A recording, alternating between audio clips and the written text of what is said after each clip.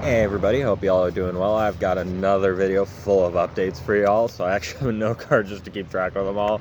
We're going to go through the bad news first, so that way we can end on some of the good news, because there's some really awesome news to get to at the end.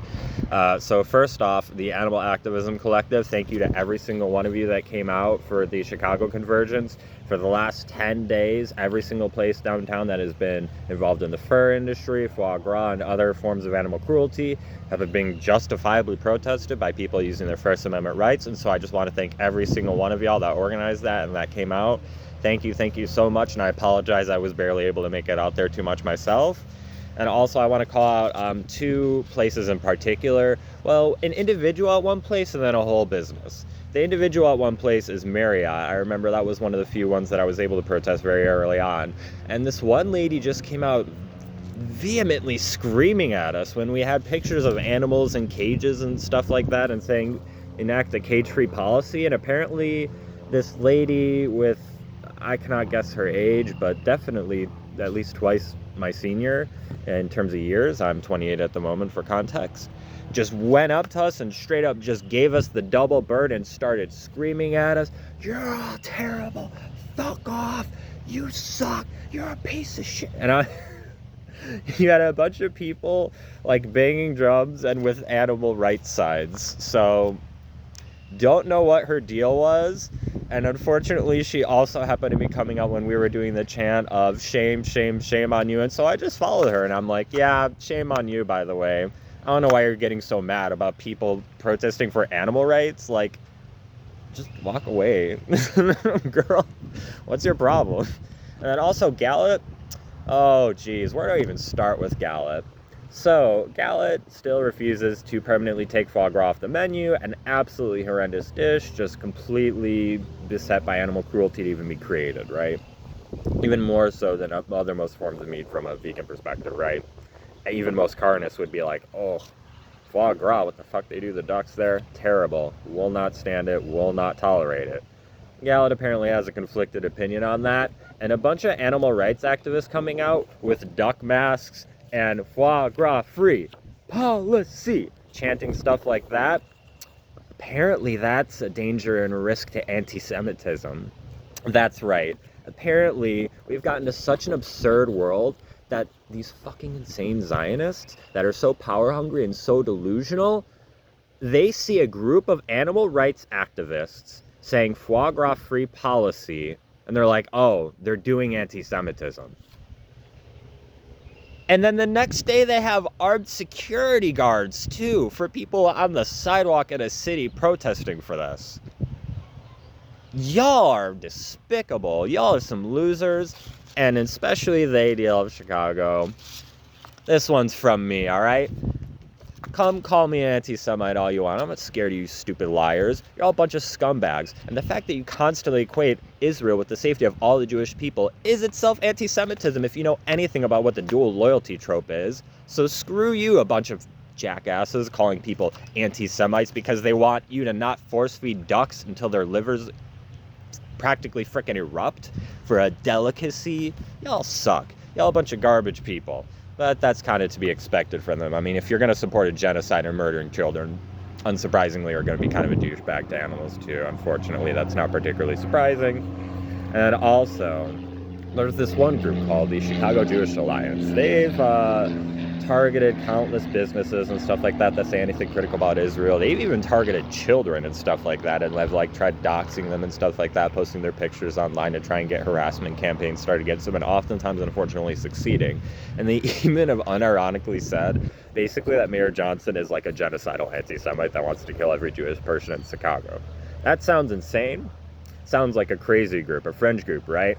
That's the type of group that was welcome at the Buffalo Grove Pride Parade, baby! That's right. Holly Kim, Brad Schneider, every single one of the relevant named county Democrats in this area in Lake County, northeastern Illinois, right? They all went to that event. And the thing is, I know the organizers of that event, not personally, just by doing opposition research on them. And I know they have great personal relationships with every single one of the candidates that showed up.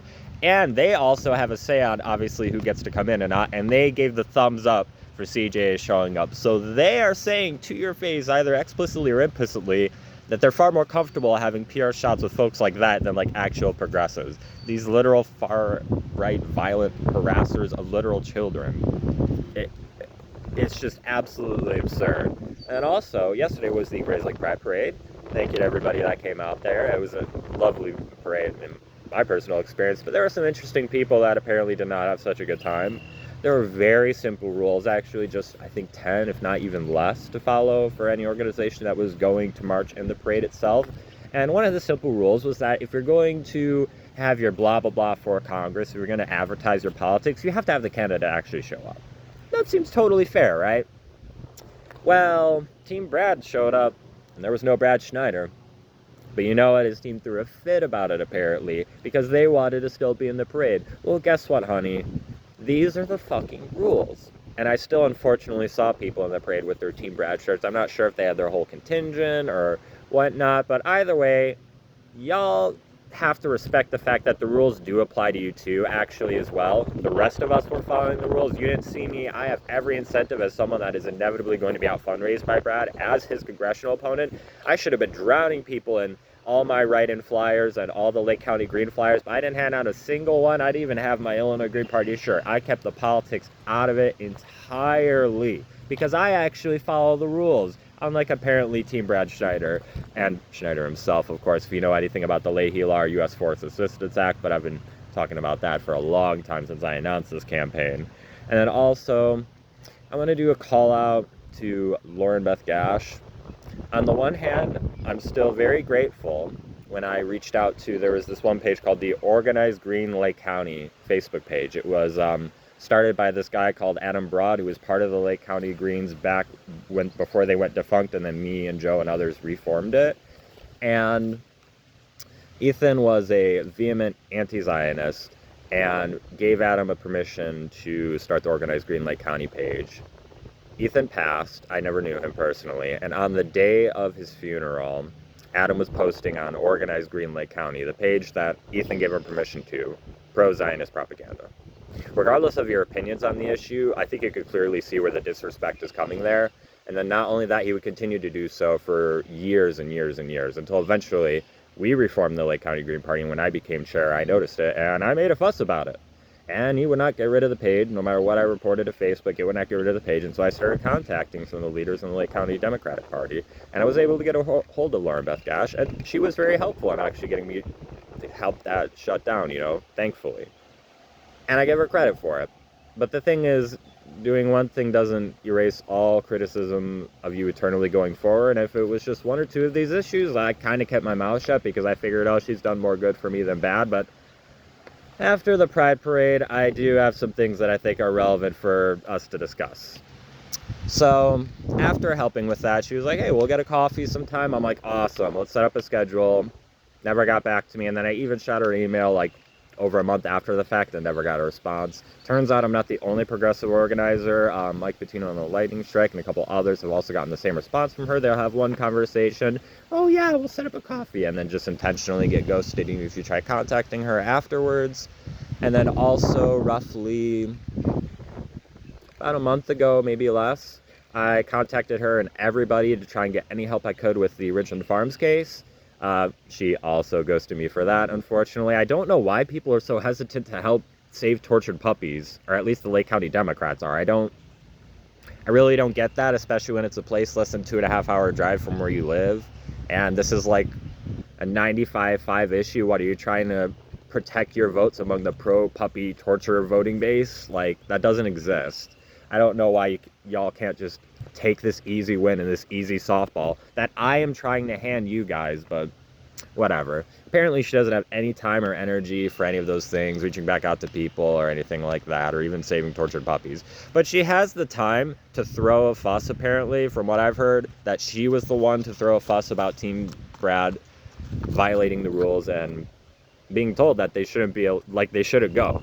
You're not allowed anymore. And then they decided to throw a fuss, and I don't know if they somehow just ignored the rules or snuck some of their people in with other contingents. I'm not entirely sure, but either way, I'm pretty damn confident based on what I've heard from everybody. And Lauren Beth Gash was the one that was asking and challenging people on, no, actually, you should still let the Team Brad people in, even though they violated the rules of the parade. So let it be known that she has energy for that, but can't save tortured puppies. Make of that what you will, and come to your own conclusions on what that means for her priorities. But that's all the bad news out of the way, and we're 10 minutes in, and we finally got to get to the good news.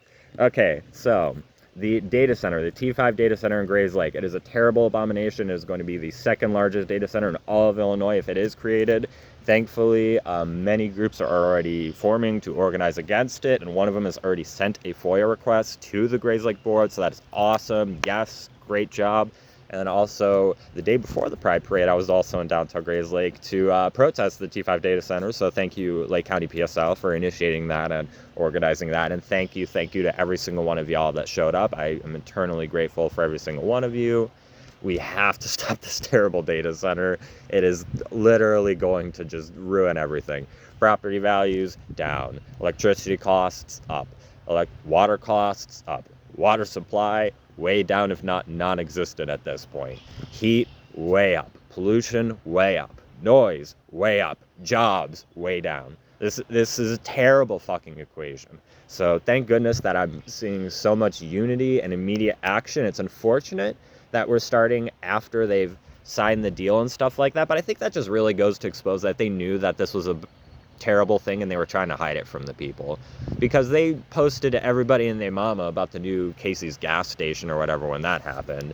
But this giant data center that not only should everybody be aware of, but quite frankly, in my humble opinion, people should get a vote on if these get built. This shouldn't be decided by the boards. Projects this big, in my opinion, should have to have at least some level of local electoral approval.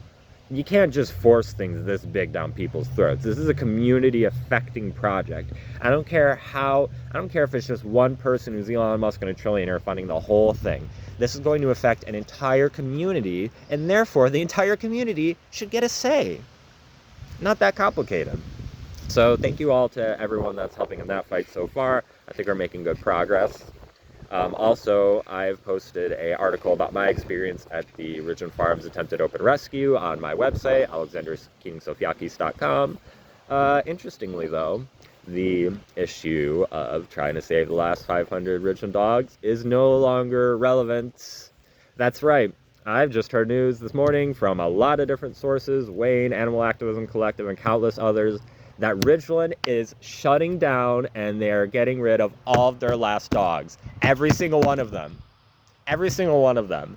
And I especially want to thank Mark Pocan for your kind words, your enthusiasm, and your consistent action. I've spoken before about how my representative, Brad Schneider, and Lauren Beth Gash, and all the Democrats up here, every single elected official, quite frankly, really let me down on this issue, and I'm incredibly disappointed on them. But you are amazing. You were immediately on it, and you also gave credit to all the organizers and activists that made that happen, even though the fact that you were a big part in making that happen yourself, Mark Pocan. And so genuinely, there are a lot of terrible people in Congress, but for this issue, genuinely thank you from the bottom of my heart very, very much. Everybody else should look at what Mark Pocan did in regards to the RIDGLAN case and use that as an example.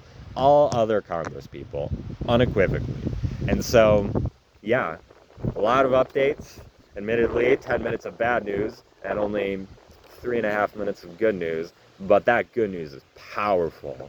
That I'm almost going to cry in joy. I mean, just how you even have words to describe how amazing that is. Just everybody take a moment to be grateful today. Take a moment to be happy that the dogs are being saved, and if you have any little ones in your home, be sure to give them extra pets and be grateful that you're kind to them and that they got to have that loving relationship with you in this life instead of being tortured in this facility like all these beagles who are finally going to be freed. Oh my goodness, that is an amazing, amazing news. So, yeah, I don't have anything more to say. I'm just rambling at this point. Just warms my heart. We still have hope, people. Never give up. Never, ever give up. Because when we never give up, we win.